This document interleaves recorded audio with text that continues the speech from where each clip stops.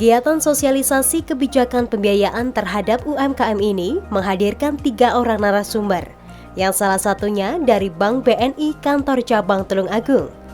Sebagai lembaga perbankan, Bank BNI menyampaikan mengenai program pemulihan ekonomi nasional untuk pemberian fasilitasi kredit.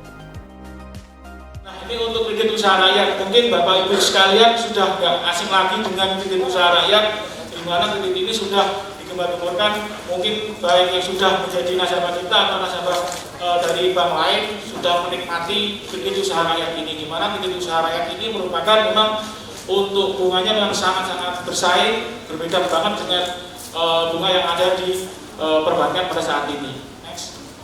Untuk pedoman pelaksanaan KUR, jadi usaha yang bisa dibiayai oleh KUR di sini adalah usaha produktif, di mana adalah usaha yang menghasilkan barang atau jasa yang memberikan nilai tambah dan meningkatkan pendapatan bagi pelaku usaha.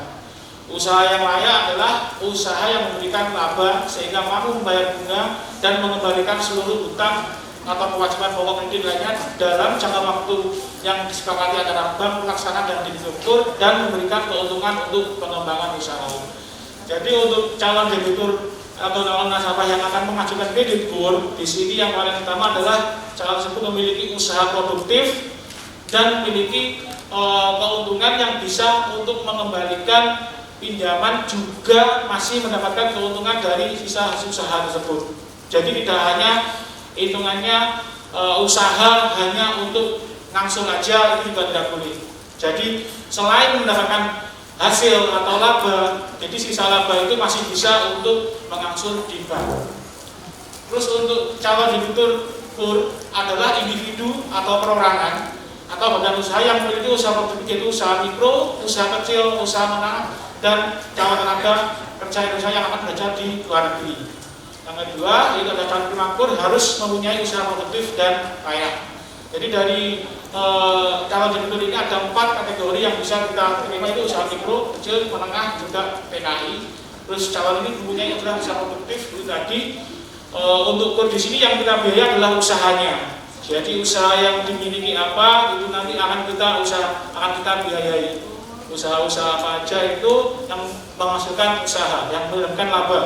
Jadi kalau untuk yang belum memiliki usaha itu masih belum bisa. Jadi yang memiliki usahanya apa? Usaha yang digeluti dalam bidang apa? Tapi kalau untuk mohon maaf untuk karyawan terus segala macam itu masih belum bisa.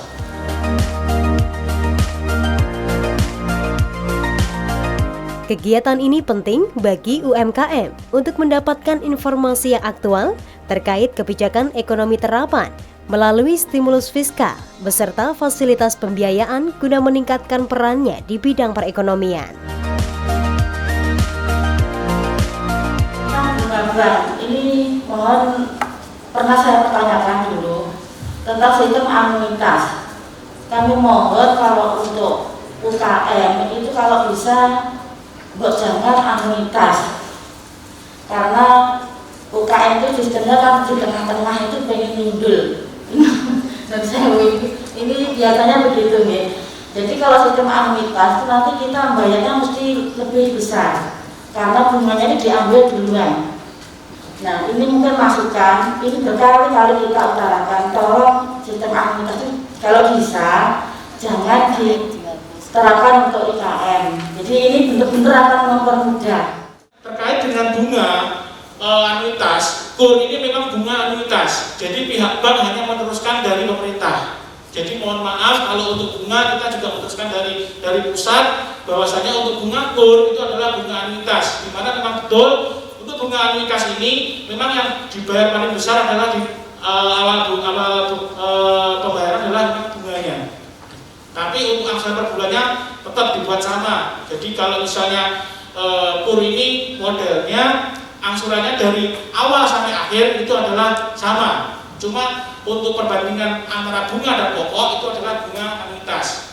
Selain itu akan coba kami sampaikan ke pusat bahwasanya terkait dengan bunga anuitas apakah bisa tidak menggunakan bunga anuitas. Nanti akan kita sampaikan. Saya sangat membantu sekali karena di acara ini kan banyak dijelaskan tentang program-program pembiayaan, kemudian adalah pengetahuan kita tentang kebijakan-kebijakan terhadap UMKM di Kabupaten Tulungagung juga terkait dengan proses perizinan bagi UMKM yang ada di Tulungagung. Jadi ini merupakan pengetahuan yang luar biasa bagi kami, bagi pelaku UMKM yang ada di Tulungagung. Terkait dengan pembiayaan, itu yang kami harapkan nanti bisa membantu UMKM untuk mengembalikan UMKM ini menjadi pulih lagi lah, memulihkan UMKM yang ada di Tulungagung. Seperti itu, Mas.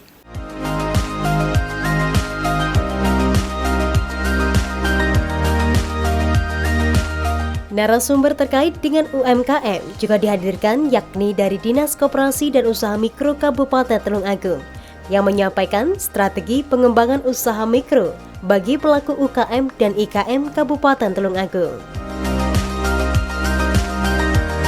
Bagaimana produk-produk Bapak Ibu itu secara kualitas maupun inovasi secara diferensial ada memiliki keunggulan sehingga produk-produk yang dihasilkan oleh para pelaku usaha baik itu dari segi legalitas maupun dari segi kualitas dapat terpenuhi dengan baik. Berikutnya program ketiga adalah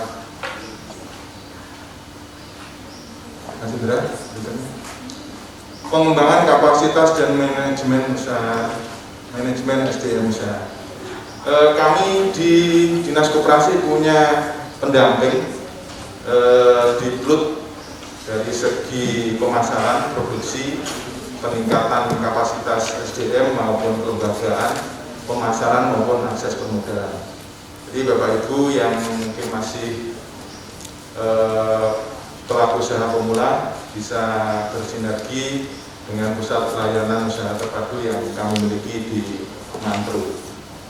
Berikutnya adalah akselerasi pembiayaan seperti yang disebutkan tadi, salah satunya adalah program KUR, ada CSR dari BP Inka. Kalau dari teman-teman FIT mungkin sudah mengakses ke BUMN yang lain seperti Pelindo, perbankan-perbankan yang lain. Berikutnya yang kelima adalah kemudahan dan kesempatan dalam berusaha. Ini adalah bagaimana regulasi aturan-aturan yang ada di daerah itu berpihak kepada produk-produk usaha yang dilakukan oleh pelaku UMKM. Contohnya aturan-aturan terkait dengan perizinan pasar modern yang mensyaratkan bahwa pelaku UMKM dapat memasarkan produknya di etalase umum seperti di pasar modern. Yang terakhir adalah koordinasi lintas sektor. Ini terkait bagaimana kita bekerja sama, kita berkoordinasi seperti di daerah dengan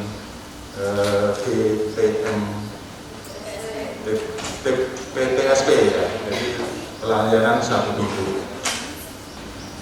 Dalam rangka untuk mewujudkan itu, Dinas Koperasi sebagai OPD untuk melaksanakan teknis menentukan indikator atau indikator kinerja utama, yaitu bagaimana meningkatkan kualitas koperasi dan usaha mikro yang ada di Kabupaten Tulungagung itu lebih berkembang, lebih berdaya, sehingga apa yang kita inginkan untuk menciptakan koperasi maupun usaha mikro yang Kabupaten Tulungagung berkembang dapat terwujud.